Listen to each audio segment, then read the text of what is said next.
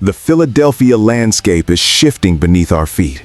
We are witnessing a total restructuring of the defensive identity in real time. From the backfield to the trenches, the front office is making moves that will define the next 3 years of this franchise. You want the truth? You want to know why your team is suddenly unrecognizable? I have the inside track on the moves, the departures, and the desperate scramble for talent that just went down at the NovaCare complex. Buckle up, because the landscape of our team has changed forever. Listen to me very carefully, because this is the kind of move that sends shockwaves through the entire National Football League. We are talking about an elite, length-based cornerback in Riq Woolen joining our team on a 1-year deal that could balloon up to $15 million. This is not just a depth signing, this is a statement of intent. When you look at the landscape of the NFC East, you have to realize that speed kills, and Riq Woolen is one of the most explosive, physically imposing defensive backs in the entire league today. Adam Schefter confirmed this, and let me tell you, the front office is clearly trying to rectify the glaring holes we saw in the secondary last season. Riq Woolen brings a specific type of swagger, a specific type of reach, and a specific type of athleticism that has been absent in our defensive backfield for far too long. Now, I have been critical of how this team handles their defensive personnel, but this is a calculated risk that I can actually get behind. You bring in a guy like Riq Woolen, and you are immediately telling the rest of the conference that you are not going to sit back and get torched by elite wide receivers anymore. However, we must address the reality of the situation. You cannot just plug in one high-profile corner and expect the entire defensive unit to transform overnight. The league is a passing league, and if you do not have the coverage schemes to support a guy like Riq Woolen, then you are just putting a bandage on a bullet wound. The financial commitment here, reaching that $15 million mark, shows that the front office knows they are desperate. They are reaching into the coffers to make sure they do not fall behind in an increasingly competitive market. I have heard whispers from inside the building that this was a targeted acquisition, specifically designed to counter the vertical threats we play twice a year. It is a bold, aggressive, and frankly necessary move in a time of extreme uncertainty. But here is the kicker, folks, and you need to pay close attention because this leads us into a much darker reality. As we celebrate the arrival of this secondary weapon, we have to look at what it cost us to maintain this level of aggression. Because while we are busy bringing in new faces, the foundation of this defense is being dismantled piece by piece. We are witnessing a mass exodus of talent that has been the bedrock of our success for the last several years. You think this move brings stability? Wait until you hear about the massive loss that just occurred in our defensive front, because that is where the real story turns tragic. How can a team survive losing its core identity while chasing these shiny new toys in the secondary? Is this the beginning of a rebuild? If you want to keep exclusive insights like this, subscribe now to the podcast and hit the notification bell. Do not get left behind while everyone else is still reading yesterday's headlines. Stay informed. Stop what you are doing. We need to talk about the absolute disaster that just unfolded regarding our defensive front. The Philadelphia Eagles have officially lost a key defensive playmaker who has decided to cash in and take his talents to the Las Vegas Raiders. This is not just a departure. This is a signal that the culture of our defense is undergoing a massive, painful, and potentially disastrous shift. When you lose a playmaker of this caliber, you are not just losing a name on the roster. You are losing the heart and soul of the defensive unit. I am looking at the numbers, and frankly, it is baffling. How does a front office allow a cornerstone player to walk out the door and join a team like the Raiders without a more aggressive retention plan? This is the kind of organizational failure that keeps fans up at night. You see, when you lose a leader in the middle of the field, the entire structure starts to crumble. The discipline, the communication, the sheer force of will that this player brought to every single snap is now gone. This is a massive blow to our defensive identity. I am absolutely incensed by the lack of urgency shown in keeping our homegrown talent.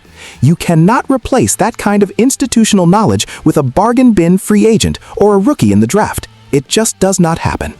And now, the Raiders are laughing all the way to the bank with a guy who was supposed to be a pillar of our franchise for the next half-decade.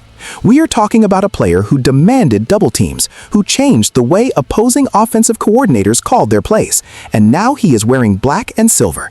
The optics are terrible, and the strategic reality is even worse.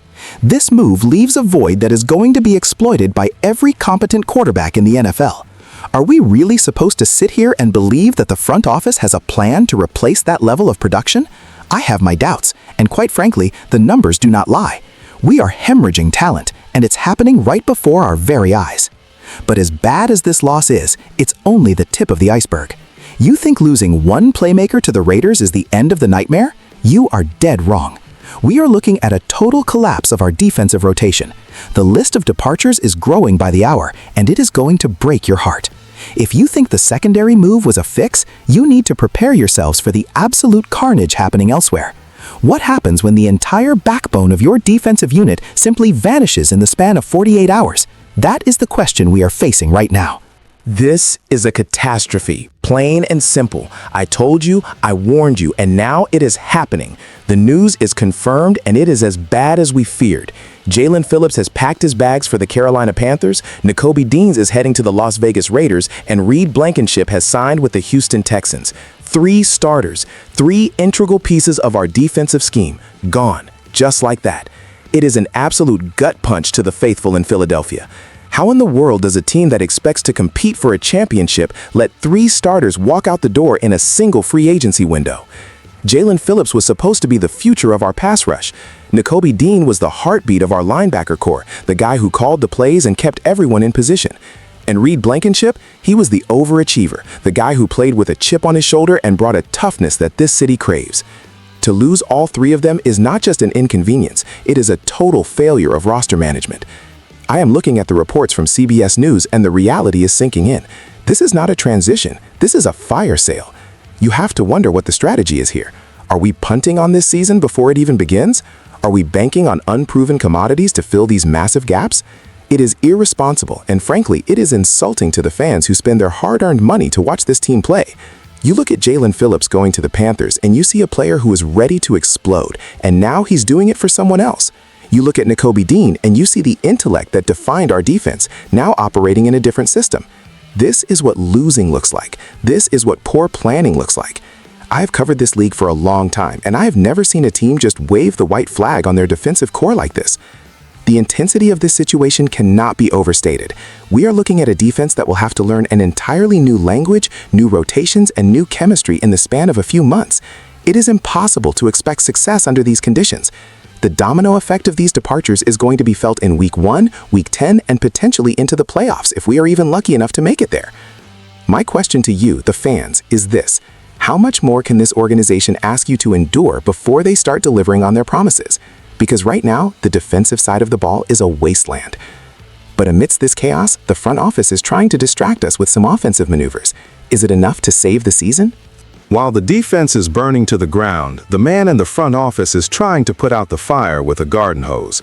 Howie Roseman has clearly decided that if we cannot stop the opponent, we are just going to try to outscore them. In a span of 30 minutes on Tuesday, Howie Roseman pulled the trigger on 2 separate deals for tight ends.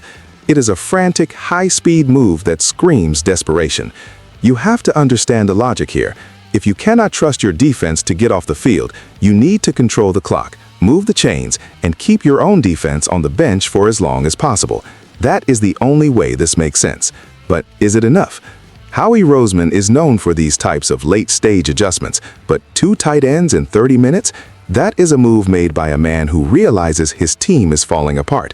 We are seeing a complete pivot in philosophy. The aggressive nature of these signings suggests that the front office knows the defensive losses are going to be catastrophic. They are trying to build a juggernaut on offense to compensate for the glaring liabilities that are now present on the other side of the ball. It is a gamble, and it is a massive one. If these 2 tight ends do not produce immediately, the season is going to be a long, painful slug. We are talking about a total transformation of the offensive personnel grouping, and that takes time to gel. But time is the one thing this team does not have. The pressure on the coaching staff to integrate these new pieces into the offensive playbook is immense. Every single training camp rep is going to be critical.